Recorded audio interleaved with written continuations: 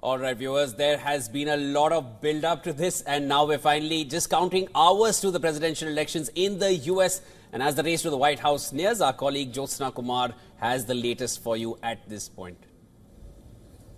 All right, Kamala Harris and Donald Trump are spending the final hours before Election Day in swing states, attempting to tip the balance in their favor. With polls showing an even match, it's hard to predict whether U.S. will choose the first woman president or deliver an unprecedented comeback for the Republican presidential candidate. Trump held rallies in North Carolina and Pennsylvania ahead of a grand finale in Grand Rapids, Michigan. Speaking in the key battleground state of Pennsylvania, Trump launched another attack on Harris over the issues of economy and illegal immigration, adding that if Harris was elected president, she would have open borders the next day after the election. Now, Vice President Harris went all in on Pennsylvania, starting in Scranton and building up to a rally on the Philadelphia Museum of Art steps made famous in the Rocky movie. She told voters that if elected, she would listen to people who disagree with me. She is expected to spend election night at Howard University in Washington, a historically black college that is her alma mater. When you believe something is possible, you put in the hard work, and you know it's good work. Hard work is good work. It's joyful work, and we get the job done. Let's get this done. Thank you all.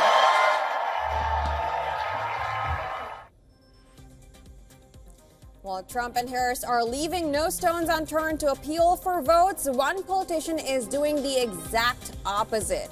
Former independent presidential candidate Robert F. Kennedy Jr. has released a social media video.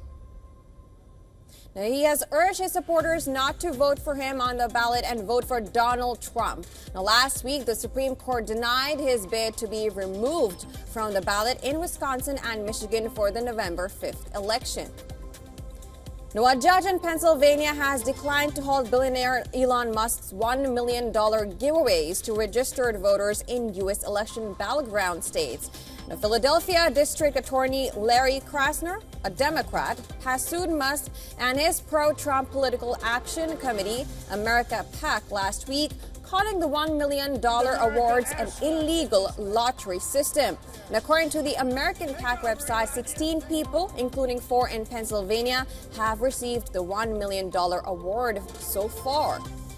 All right, ahead of the official election day on Tuesday, over 80 million people have already cast their ballots early. Early voting results show more women have voted than men. And that is significant given that Harris leads Trump among female registered voters. And this is according to polls. However, Trump's campaign said it was encouraged by high figures of early voting in North Carolina, a state he is predicted to win. Our major polling outlets show the candidates virtually deadlocked in battleground states on election eve. Polling aggregator 538 reported a 47.8% tie in Pennsylvania, near identical numbers in Nevada, and mere 1-point differences in Wisconsin, Michigan, and North Carolina.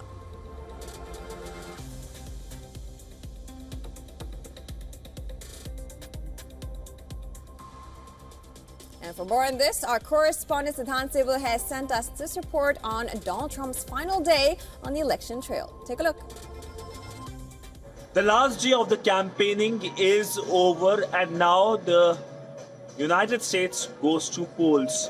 Now this is neck on neck, and we saw in the last few hours both the candidates made a blitz through the swing states, especially Pennsylvania. Now, talking about Trump's rally in Pennsylvania, he slammed Kamala Harris, the Democrat nominee, on several counts, including on immigration, and she specifically slammed the radical left liberal. But all in all, this is something that he has been saying in almost all his rallies. But the fact that he chose Pennsylvania for his last campaign is a message in itself. This is a swing state, and one of the most important swing state because it decides the future course of developments in next few hours and of course days as United States elects its next president. Will it be Donald Trump for the second time, or will it be the first woman president of United States, an Indian origin woman president, Kamala Harris? Sudham Sibal for WION in Washington, D.C. From Republican to the Democratic campaign trail, our correspondent Susan Tirani brings you more details on Kamala Harris's final campaign rally in Philadelphia. Take a look. Vice President Kamala Harris wrapped up her final campaign rally in Philadelphia. The energy there was ecstatic as she reminded Americans that this election is one of the most consequential of our lifetime. The vice president has been focusing on themes like health care, upward mobility, as well as women's issues. And her campaign said that she wanted to make sure in these final days she ends with an optimistic note, in their words, contrary to former President Donald Trump's vision of a darker future for America. We'll have to wait and see whether or not the power of celebrity and the millions from super PACs will ultimately draw her to the finish line. Susan Tehrani reporting from New York for WION World is One.